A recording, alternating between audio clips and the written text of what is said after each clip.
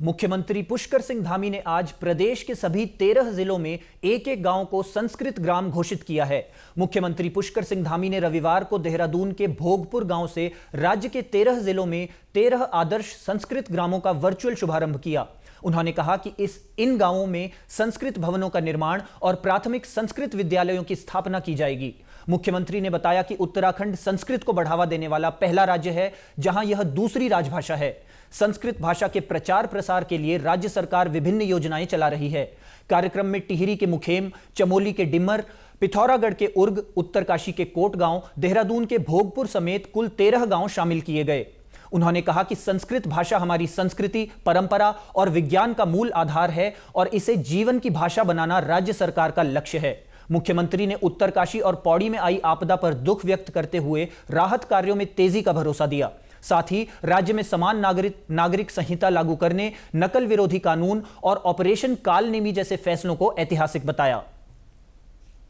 हम उत्तराखंड के प्रत्येक जनपद में आदर्श संस्कृत ग्राम की स्थापना कर देववाणी को, जिसके बारे में मेरे से पहले बोलने वाले सारे वक्ताओं ने अपने विचार रखे, इस देववाणी संस्कृत को जन जन तक पहुंचाने के आदरणीय प्रधानमंत्री जी के स्वप्न को साकार करने की दिशा में एक महत्वपूर्ण कदम आज देवभूमि उत्तराखंड में उठा रहे हैं। इसके तहत नैनीताल जनपद के पांडे गांव कोटाबाग में भी संस्कृत विद्यालय का शुभारंभ कर इसे संस्कृत ग्राम घोषित किया। पांडे गांव कोटाबाग में आयोजित कार्यक्रम का शुभारंभ विधायक नैनीताल सरिता आर्य ने किया। इस दौरान उन्होंने बताया कि संस्कृत हमारी मूल भाषा है, उसे आगे बढ़ाने के लिए सरकार ने यह बड़ा कदम उठाया है। माननीय मुख्यमंत्री जी द्वारा 13 जो आदर्श संस्कृत गांव घोषित किए हैं, उसमें नैनीताल जनपद के कोटाबाग ब्लॉक के पांडे गांव को चुना गया है। मैं माननीय मुख्यमंत्री जी का बहुत बहुत आभार प्रकट करती हूँ, क्योंकि पांडे गांव कोटाबाग के नैनीताल जिले में आता है और यहाँ की विधायक होने के नाते आज मुझे भी सौभाग्य प्राप्त हुआ कि माननीय मुख्यमंत्री जी द्वारा जो शुभारंभ किया गया उसमें मैं भी उसकी प्रतिभागी रही।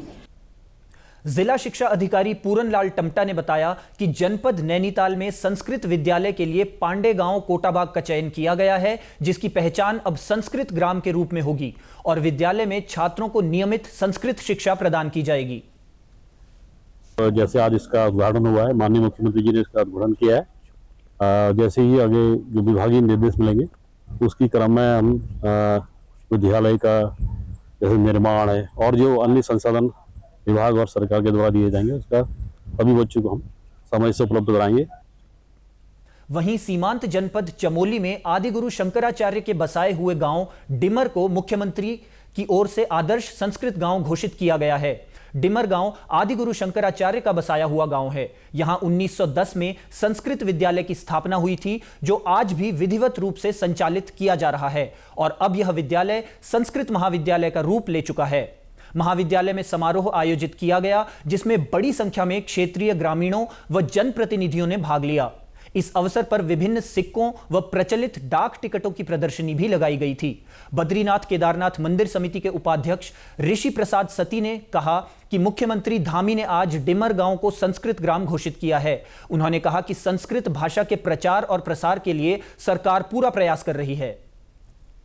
जिला चमोली का सौभाग्य है कि डिमर गांव, जिसके बासिंदे सारे जो लोग डिमरी लोग सारे बद्रीनाथ में रहते हैं, और ये बहुत अच्छी बात है कि अगर इसको संस्कृत का आदर्श गांव घोषित किया है तो इसके लिए मैं प्रदेश के यशस्वी मुख्यमंत्री और प्रदेश के शिक्षा मंत्री श्री धन सिंह जी का बहुत आभार व्यक्त करता हूँ। और वास्तव में संस्कृत की भाषाएं लोग बच्चों को अगर जीवन से सीखेंगे तो एक आजकल बड़े बड़े बच्चे जो भी रिसर्च कर रहे हैं वो सब संस्कृत में कर रहे हैं।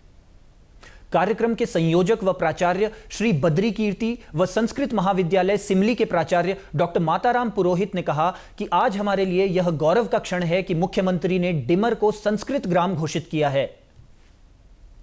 ग्राम के रूप में इसका घोषणा की है, उद्घाटन हो गया है। ये विद्यालय 1910 में खोला गया था और ग्राम को शंकराचार्य जी ने बसाया था।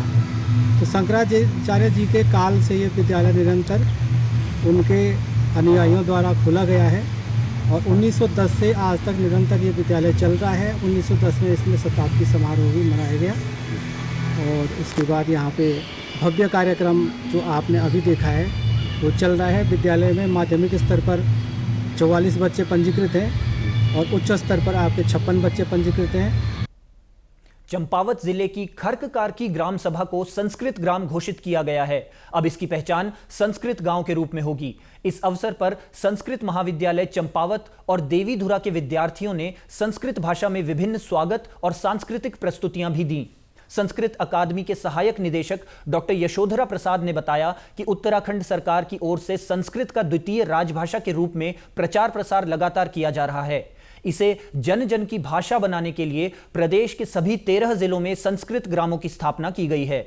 उन्होंने बताया कि इन गांवों में प्रशिक्षकों की नियुक्ति कर दी गई है। आने वाले समय में ब्लॉक स्तर पर भी संस्कृत गांव बनाए जाएंगे।